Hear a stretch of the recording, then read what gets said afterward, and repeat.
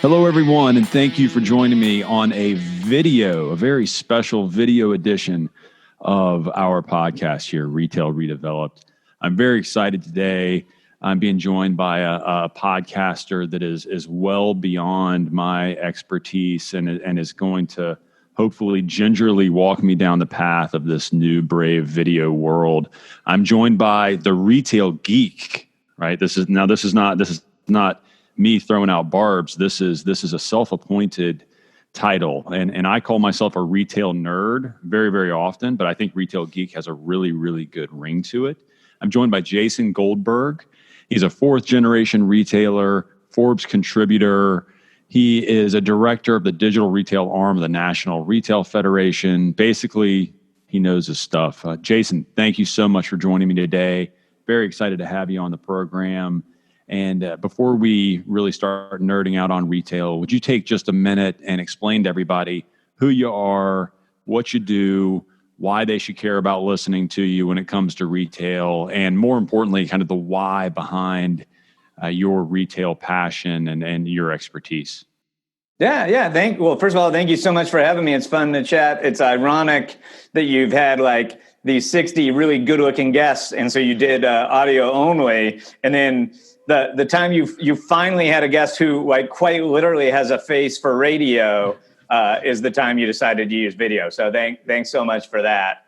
But that being said, my day job is I work for a big marketing agency holding company called the Publicis Group, and I am the chief commerce strategy officer. So we have a bunch of agencies that listeners are hopefully somewhat familiar with, like Leo Burnett or Saatchi & Saatchi or Sapient or Razorfish or Digitas. All these agencies work with amazing clients. And a subset of those clients have specific commerce goals. So either they're a retailer like a Walmart or Target, or they're a brand that sell a lot of stuff like a Procter & Gamble or Smucker's or Campbell's Soup or those kinds of folks. And so I help all of the agencies with their commerce expertise and just get to talk about this stuff with super smart people all the time. So always learning and always having fun. So I, for one, will tell you far and away my favorite part about having a podcast. Obviously, not my day job, but one of my favorite parts of my job is because, to your point, I get to talk to insanely intelligent people. The number of Harvard MBAs and McKinsey specialists and just total studs that I would not want to compare brain pans with. That I get to speak with that reach out to me. They're like, hey, goofy real estate guy, we want to talk to you about retail and explain to you, everything that you think you know about retail, everything that you've learned in your, 15 some odd years of commercial real estate and retail. It's out the window. Like your playbook just got thrown into a wood chipper. And I get to really, really pick these people's brains, ad nauseum and learn a tremendous amount about not just where we've been, where we are, but much more importantly, where we're going. I'd love to hear from your perspective, what has you excited right now? Obviously, retail is going through, hate to use the wood chipper analysis again, but anytime your government mandated shutdown, it's pretty bad. I'd love to hear from you, kind of what are you hearing on the street? What has people, we know what has them scared, but what has them excited? What opportunities are you seeing? And just give me a little taste of what you're hearing on the street through your conversations and your expertise. Yeah. Well, like in general, like it feels a lot to me like COVID is less dramatically changing things and creating trends that didn't exist before. What it's really doing is dramatically accelerating us into the future. So a lot of the trends that I talk about with clients are trends that existed pre-COVID, but it's literally like we went to bed and woke up 5 years in the future. And so, that creates a lot of challenges and wood chipper moments per your metaphor that, is making it uncomfortable for all of us. Like, obviously there's, a lot of financial uncertainty, both for brands and retailers and certainly for consumers. that brands and retailers rely upon. But there also is a lot of opportunity because of this acceleration. So I've talked to a lot of like chief digital officers or SVP of e-commerce, and they would joke that like, man, I never met the CEO of my company before this happened, and now the CEO is like living in my office, right? And so, a lot of these companies would have paid lip service to digital being super important, and a lot of these, in many cases, 100-plus-year-old companies starting to lean into digital a little bit, but it was really more talking points than actions pre-COVID, and now that we're 5 years further in the future, suddenly it's a real thing. If you were in the grocery space and digital was 3% of your sales, like you probably didn't get invited to a lot of the meetings, and now it's 12% and rapidly growing. Suddenly you have a speaking role in that meeting. So that's the challenge and the opportunity of it, I guess. So let's talk about these people that have opportunity that just dropped on the doorstep, because this 3 to 5 year acceleration that you just mentioned, I've heard that over and over and over again over the last couple months from again people that follow this very, very closely. What brands, or not brands, what sectors, what categories other than grocery and call it home improvement, because everybody's sitting around their house being like, man, I've been meaning to fix that door for 6 months, been meaning to get that futon for 6 months. What other, maybe a little less straightforward or in your face retailers are seeing tremendous amount of opportunity, whether they're taking advantage of it or not, whether they're ready for it or not? What do you think the opportunity could be in this kind of warp speed acceleration that we're seeing right now? Yeah. Well, the good news is I don't even think you have to guess. Like, I think it's pretty easy to know, because big picture, if you think of digital disruption of commerce as this, thing that's going to take 50 years, there are some categories that were wildly disrupted by digital 20 plus years ago. If you were in the business of selling movies on plastic circles to people, or albums on plastic circles, your business got dramatically disrupted 20 years ago, i.e. Tower Records or Blockbuster Video, right? If you were Best Buy and you were selling televisions, you got disrupted by digital 10 years ago. And today, more than 50% of all consumer electronic sales are online. If you're in apparel, you probably got disrupted like 5 years ago. And today, 20 or 30% of all apparel is shopped online. But in February, before COVID, if you looked at the digital penetration, you'd see a bunch of categories had barely been touched. You mentioned grocery, that's at like 3% conversion. Most food had barely been touched, right? And so like I actually think of coffee shops and quick serve restaurants as a specific category of retail. They were just starting to get disrupted by digital and had a very low penetration. Our joke was always that food doesn't taste good on Amazon, because I do a ton of retail work, and that was always we're not worried about it. Food doesn't taste good on Amazon, and now, Yeah, and of course now we're all getting food delivered to home, or we're ordering it digitally on our phone as we go through that drive-through. But per the joke about the food on Amazon, I did read an article this month about some scientists that invented a sort of a touchscreen that you can lick, and it delivers different flavors to your tongue. So I'm not sure that's a very COVID-friendly invention, but I'm not going to be on the beta test for that one. I don't think. Yeah, and I'm going to have my own. I'm not going to use a public one of those. But that being said, like, food is a huge opportunity right now. Like, all the swim lanes are broken. So like a whole new crop of competitors is trying to steal your customer, but you have access to a bunch of customers you didn't used to have. Another really interesting one is value, right? So we're going to be in this giant recession.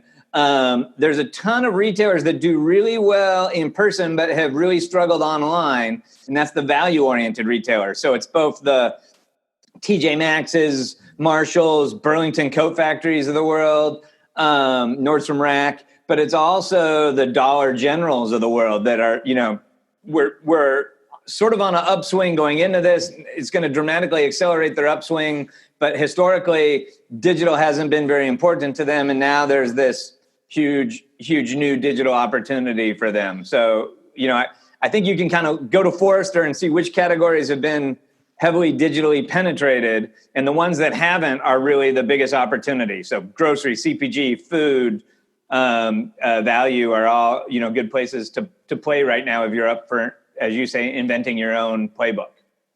So how far do you think this acceleration will go? Because I personally, I have nothing to do with Dollar General or Family Dollar or anything like that. It's hard for me to imagine a world where all of a sudden Dollar General is leading the charge for digital. Their stores are so basic, so simple, so kind of just geared for every man, very, very middle fairway.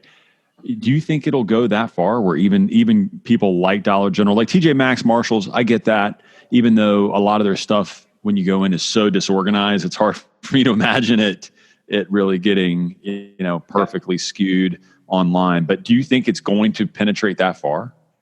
I do. I think the future is always hard to imagine. And of course, we talk about jumping forward 5 years. If I put you in a time machine and jumped you back 10 years, like pick any of these categories that are wildly digital right now. And if I said to Best Buy 10 years ago, you're going to sell more TVs online than you're going to sell in all of your stores combined, they would say, you're high, like TVs weigh like 500 pounds, Jason, and UPS won't even ship them, right? And so you wouldn't have believed it. I have sat in board meetings with the chairman of Williams-Sonoma. Yeah, people don't want to buy cooking appliances online. Sorry, right? More than half of Williams-Sonoma's business is online. So in that same way that it's impossible for you to imagine some of these things until they happen, I get that it's really hard to imagine a Dollar General being heavily digital. But here's the thing to think about. Before COVID, foot traffic in all stores was down. Sales was not down. Here's an interesting trend. Fewer people were going to every store. Fewer people were going to every one of your client stores. But when they went, they bought more. And they actually spent less time in the store. They had a higher conversion rate. More of them that walked in bought something. They bought more and they walked out. And you know why that is?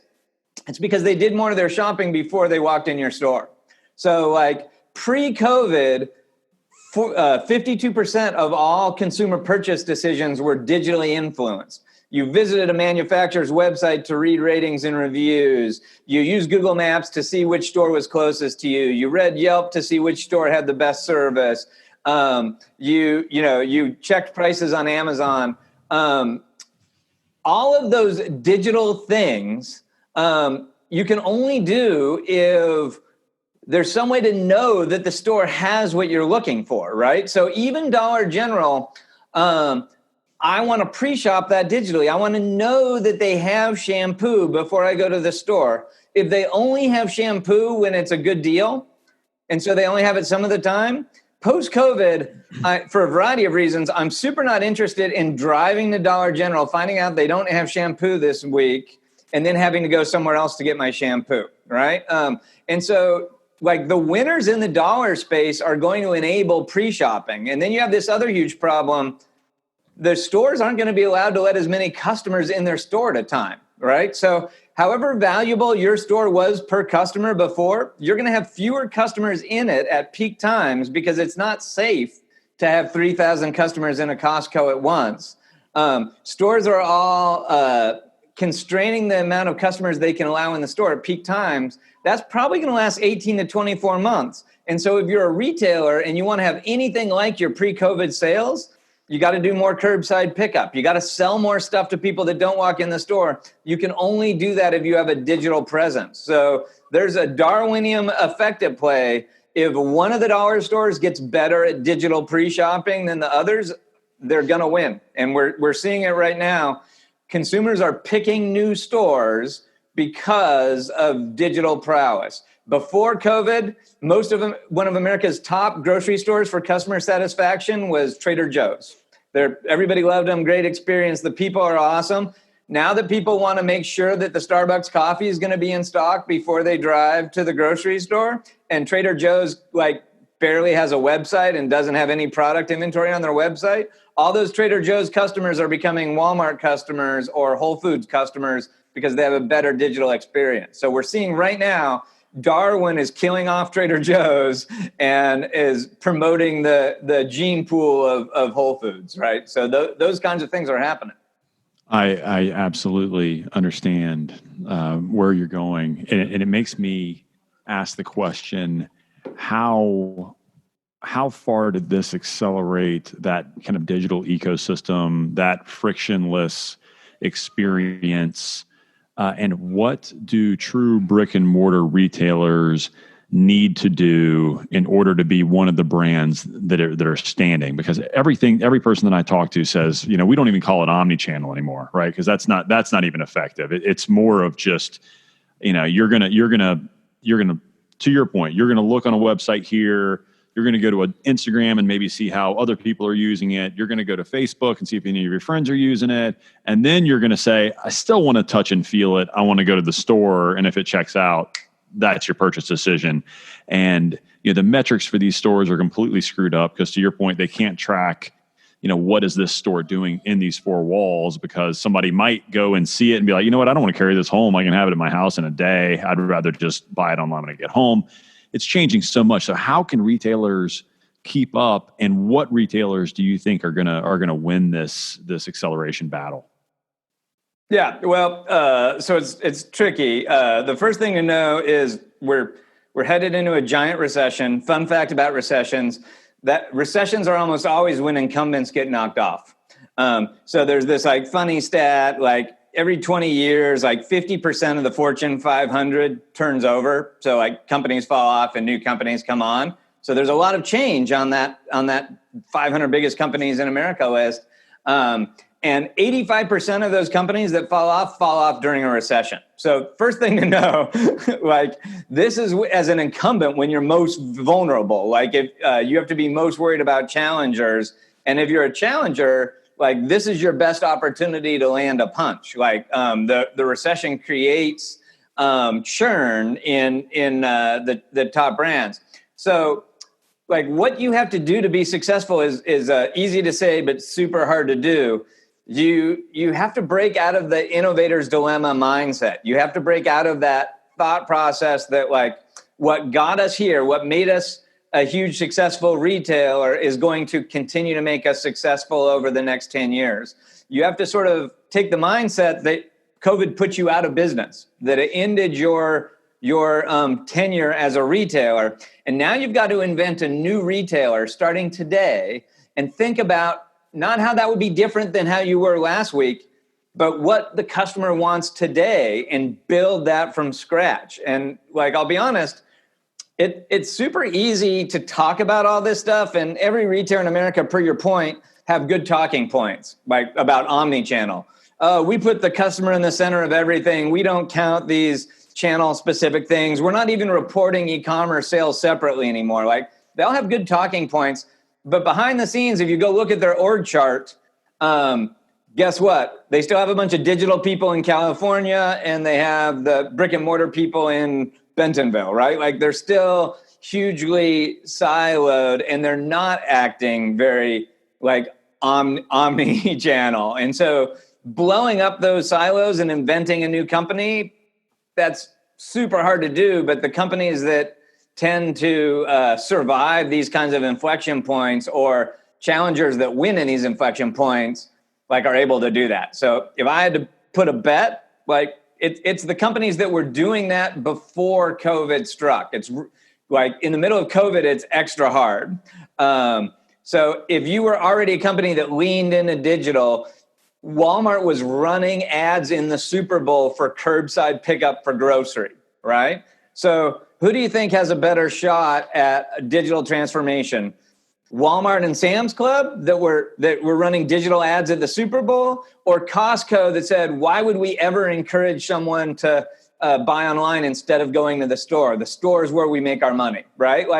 Costco's been one of the greatest retail success stories of the last 40 years. My money's on Walmart over Costco because of their digital leanings. Like, do you bet on Nordstrom Rack that's been leaning into digital for a long time? Or do you bet on Burlington Coat Factory that turned off their e-commerce site in February because e-commerce just wasn't important?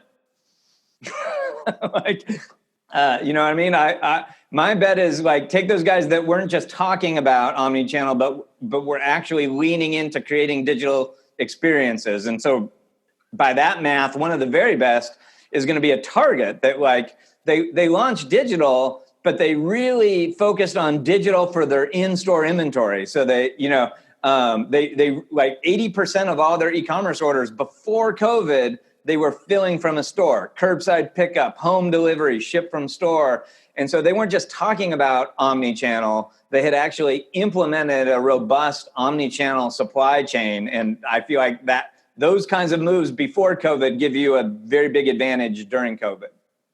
Yeah, I had a curbside pickup experience this week that was kind of the opposite of helpful. I've never been to the Container Store before in my life, but I happened to need a little box, right? Little plastic box. And they had it. So I called. Your house looks like really well put together. So I'm Yeah, super well put together. Rock concert, racing posters. It's very well put together. Yeah. My designer costs so much money. So I go to the Container Store. I'm like, there's no way they're going to be open. No, go ahead and buy it online. No problem. I go to place the order. It's not going to be ready until like 36 hours from now or something like that. I was like, wait, what? I can see it's in stock. It's not that big of a store. Like, I'm just going to drive over there and grab it. No big deal. So I get there. There's like 50 cars in line. There's one very elderly gentleman running around in the heat. It's hot, like trying to fulfill these orders. You know, I walk up. I'm like, hey, I ordered this stuff. He's like, when's it supposed to be ready? I was like, told me it wouldn't be ready for like a day and a half. I kind of need it now. He was like, laughed me out of the store, basically. Like, what are you? No, like, we're not going to do that. I'm like, but I can see it. It's like let me grab that.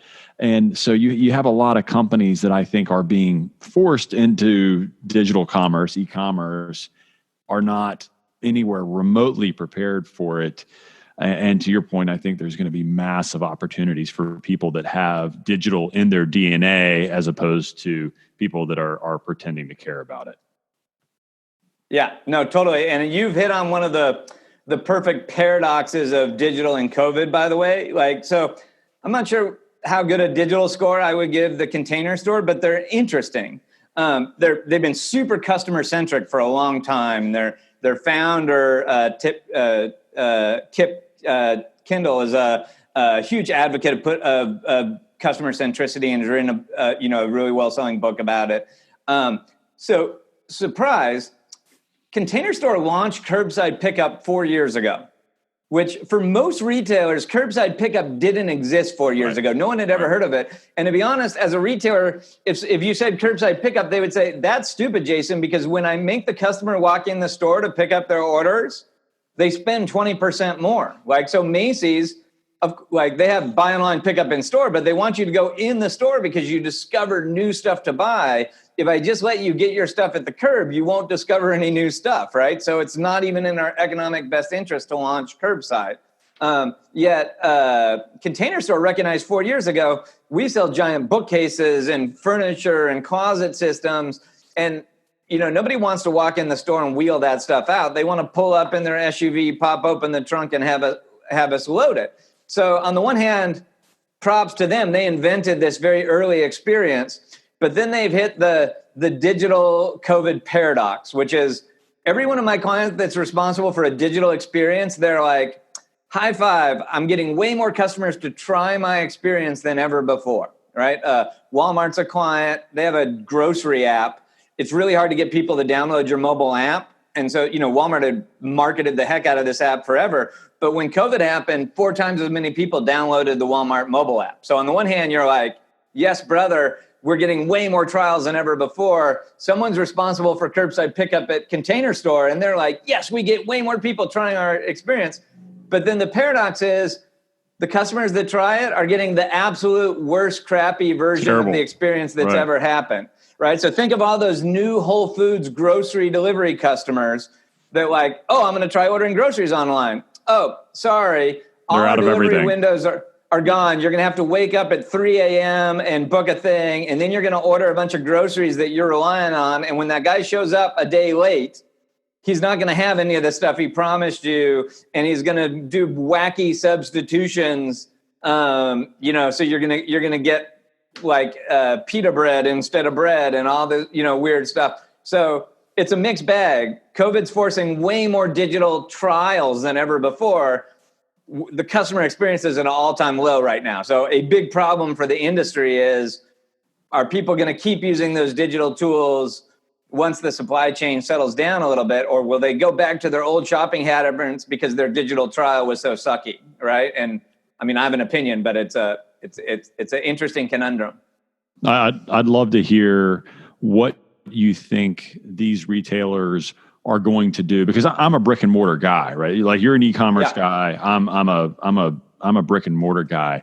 Like, how can these retailers, and what categories of retailers, how can they make their store experiences so interesting that you're going to go into the store at least once? Like, even if you can get it on their app and it shows up to your house in 24 hours, you still want to go and be a part of that experience. Like, for example, the Samsung store in Manhattan, or Restoration Hardware, their new RH stores are freaking, like, they're amazing. Like, you just want to walk around them and experience them. The Sonos store in Manhattan, the Nike experience stores, like, these places are, they're probably not, ringing the bell on sales records out of these stores, but it's part of the kind of the essence of their brand. Who do you think is going to come out of this even stronger because of that? And what kind of categories do you think lend themselves to that? Yeah. So I have to let you in on a secret. I am definitely not an e-commerce guy. Like, I'm a retail guy. And so, like, fourth generation retailer. I started my career at Blockbuster Entertainment. We opened a store every 12 hours for the 3 years I worked there. Hell of a run. It's a joke now. All my colleagues have a slide talking about how dumb we were at Blockbuster. And then I usually chime in from the back of the room and say, we did sell the company for $9 billion and got out. So there is that. But it turns out timing is a big deal with everything. But so I believe in brick and mortar. I don't think brick and mortar is going away. I think how customers want to use it is evolving. And so I guess in general, the first thing I'd say when a client comes to me and says, like, how do we make retail interesting? I'd say that's the wrong goal. Like, I don't want to artificially force people to go to the store that don't want to go to the store. Like, there's a bunch of occasions and missions and use cases that the store is just the best thing to deliver. And so what I want to be is most helpful to the customer. And it just happens that, in my opinion and most people's opinion, the store is going to be a super important tool in that arsenal of tools to meet the customer's needs, right? So per your point, there's absolutely a need for discovery, right? You're getting a gift for somebody. You don't have something in mind. You're remodeling your house. You want inspiration. You don't know what sofa you're looking for. You don't even know if you want a sofa yet. You want some inspiration, right? So, and the digital tools we have right now for product discovery and inspiration, like, mostly stink. And they're mostly not even commerce tools. Like, there's no e-commerce site that's good for discovering the core ideas. House is better for discovering those things. Pinterest is better for discovering those things.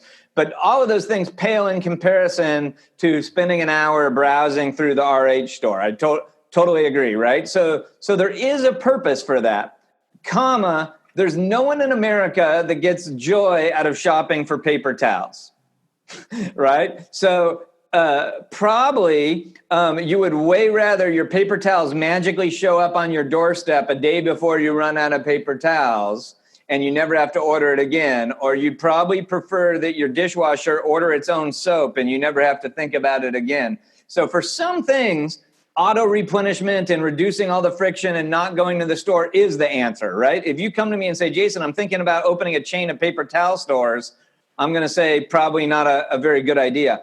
But in categories that have a discovery component or an unplanned purchase component, retail is going to be super important. But retail is also important in other categories. Again, even if you get all your groceries delivered, I'll bet you still want to take your family to the grocery store when you're planning your Christmas meal. I'll bet you there's something about the ritual of shopping for your special occasion meals. I'll bet you there's something really special about going to the premium liquor store to buy to browse and buy the alcohol for that party you're hosting. I don't think it's an either or for most categories of retail. I think there's occasions that can best be met by going to a store, and there's occasions that can best be met via all these digital tools. And the best retailers won't care which tool you use. They're going to want the right set of tools to meet the customer's needs, whatever that need is. I think that's extremely well put. I think the customer centricity of that statement just screams success, right? I think good retailers don't care, and just the way you put that to where it's still all about the customer, right? Obviously everybody loves when the paper towels show up, but so what other than home remodeling, because we actually touched on that earlier, home decorating, where else do you think there's an opportunity for this discovery, for this inspiration? I love how you put Houzz and Pinterest in there too, as discovery and inspiration tools. I 100% understand that. What other categories do you get excited about? Like I still think food and beverage is going to rebound. Everybody's sick of doing dishes. Everybody's sick of not getting the right latte that their barista knows how to make. I see that rebounding as soon as there's a little less friction in that process. Because I can tell you, I went out to dinner the other night and there was still a lot of friction in that process. But what else? What else kind of gets you excited as like kind of a rebirth situation, or even somebody's going to come out of this? Yeah. Well, so I think there are categories that have some of those same attributes that like a home decor have. Like, so apparel is obviously one where there's, going to continue to be, some significant advantages around a physical experience and feeling textiles and trying fit, although all those things are going to dramatically change post-COVID, what you want to try on and the dressing room experience and all those things. There still is going to be a fundamental human desire for in-store experiences. But then broader than that, there are lots of other places where some of the occasions you might want stuff delivered home. I joked about the paper towels. But there are still going to be occasions when you're going to want to go to a store to meet some of those needs. So what happens when it's the night before your dinner party and you just ran out of paper towels, right? Like you want to go to the store and know you can get some right now, right? When you're going to pick up that prescription and the over-the-counter medicines that are supposed to go with that prescription are in the store at the same time, you don't want to order those and have them be delivered some other time. You want to get all that stuff in one trip.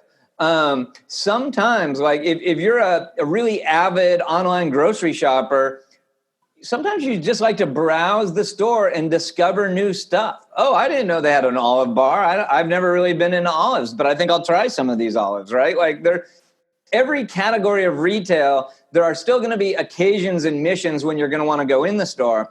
And if you think broader than just acquiring, if you think about ownership, there's a huge chain of things we think of as retail stores that are super successful. They're called Apple stores.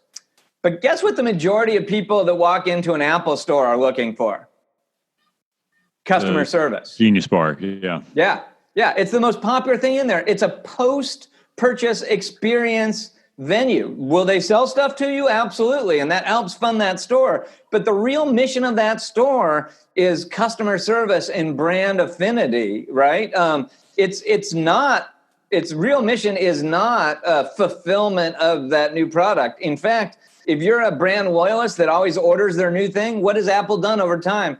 They've shifted you from standing in line to get it at the store to delivering it first thing in the morning via UPS on the first day it's available. Like they've very intentionally changed that experience. And yet, even with every new customer in America getting home delivery of a new iPhone instead of standing in line at the store, revenue and growth of the Apple stores is still phenomenal, right? And then you alluded to another purpose of retail stores is sort of brand ambassadorship, right? So per your point, the Nike House of Innovation on Fifth Avenue probably is not the world's most profitable store. The Samsung 837 experience for sure is not the most profitable store because they don't actually sell stuff in that store, right? Like it's, but those stores help build that brand affinity that then causes you to buy a Samsung TV from Best Buy instead of an LG TV from Best Buy because you had that amazing experience in your Manhattan vacation, right? And so for sure, there's still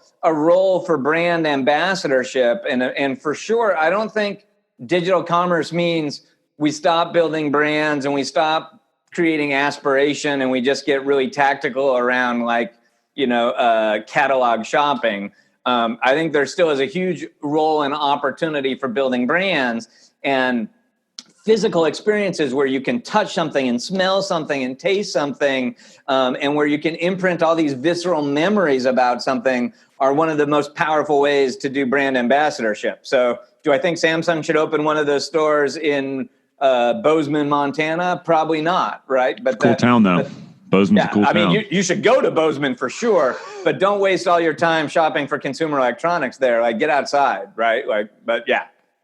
Well, Jason, this has been phenomenal. I've learned so much. I knew just from reading some of your work that we were going to have a lot of fun talking, and I've learned a ton. I've written a half a page of notes just on some of your insights. If you could leave us with a couple things. First off, please explain to people how they can connect with you, how they can follow what you're doing, how they can interact with you. You're more than just a face on a screen. You're a living, breathing retail geek. Tell people how they can find you. Yeah, well, I'm the most overexposed retail guy on the internet, so it's pretty easy to find me. But I do use the retail geek moniker everywhere. So I interact with a ton of folks on Facebook or on Twitter under @retailgeek. And then I do have a podcast that I've been doing for a long time. And so in the highly unlikely event that you didn't get enough of me, you can go find the worst SEO podcast in the history of podcasts, the Jason and Scot Show. And my much smarter, better co-host Scott, his parents spelled his name wrong. So it's actually SCOT. But I am happy to say if you go type e-commerce into iTunes, we'll be the first one to pop up. So I'm going to hit you with a couple quick, knee jerk kind of questions. What do you think of when you hear the term retail apocalypse? Like overhyped and not happening. We're going to close a ton of stores in the US because we have way too many stores. So not the best for you real estate guys. But retail is going to be a super important part of brick and mortar is going to be a super important part of retail forever. And we're going to see new exciting retail concepts come out of the ashes of this, right? So talk to me about an innovation that you didn't see coming that you're seeing because of COVID. For example, a friend of mine owns a brewery and all of their sales were based on tap room. 2 weeks after COVID happens, they have their own canning line and they're distributing throughout 3 states and actually, doing quite well. And they never had any interest in that business whatsoever. It was necessity, mother of invention. So hit me with something else that maybe you didn't see coming, but made a ton of sense now. Yeah, well, there are a lot of ones like new technologies for stores. So like there are all these guys that were selling traffic monitoring systems to count traffic and kind of do queue management in a retail store. And they're cool, but they didn't really have an ROI. And now every retailer in America, has a rule about how many people are allowed in the store. So good time to be in the traffic queuing technology business. You mentioned alcohol. There's a lot of reasons why categories wouldn't. I do that a lot. Sorry. Yeah. Digitally successful. And one is regulation, right? Like it's super easy to go, alcohol is not going to be an early adopter of digital because it's mostly illegal to ship stuff to people, right? Like, and it's for sure a multi-tier distribution system. And so I would have never anticipated that in a matter of weeks, like all the municipalities would pass new laws and give all these businesses permission to sell alcohol off-prem and ship alcohol home.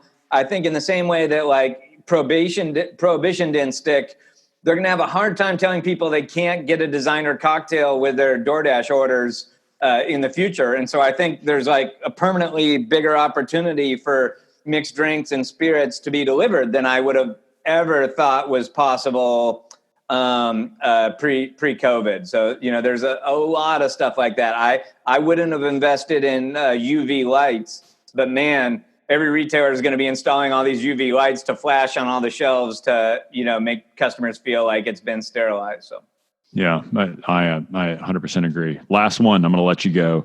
What do you think about retail as a service type brands, Beta, Neighborhood Goods, Naked, places like that? Obviously, not a great time to be, pioneering in that space, but still a very interesting space. I'd love to hear your take on it.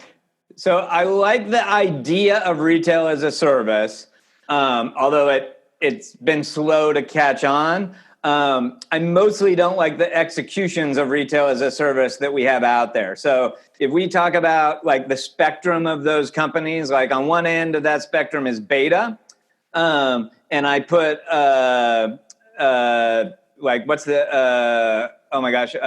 Showfields on the other end of that spectrum. As retail as a service company, Beta has a point of view. Why would you go to Beta? Because you want to discover some new consumer electronic gadget that you didn't know existed, right? So they have a curation. Before you go there, there's a reason to go there, and they solve a specific need for you, right? So I actually think Beta is a totally viable concept. I feel bad for those guys. Like, it's going to be a significant hardship for the next couple of years as a lot of the like retail traffic for discovery has gone kind of wiped out. On the other end of that spectrum, I think Showfields is an entirely stupid concept. Like there's no reason to go to a Showfields, right? Like no customer ever said they have a slide. Yeah. So yes. So if you want to go down the slide, which I do like the slide, that's fair. But there's no consumer problem you've ever had where you say the solution to that consumer problem is to go to Showfields. And they're going to have different stuff every time you're there. You can't and none of that product is curated. A merchant didn't go, we want to have the best gifts. We want to have the best travel accessories. The space in that store is available to whoever pays the most money. And guess who wants to pay the most money? The people with the crappiest, least popular products, right?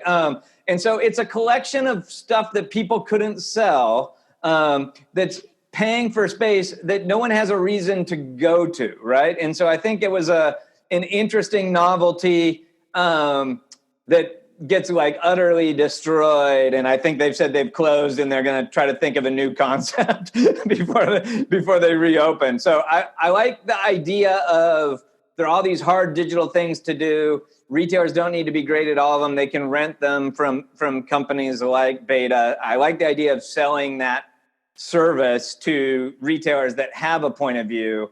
I like the idea of Beta's consumer stores that have a point of view. I would kind of put Neighborhood Goods in between those two, right? It's more apparel centric. Like you have a little better idea what you're going to discover there, but it's imperfect.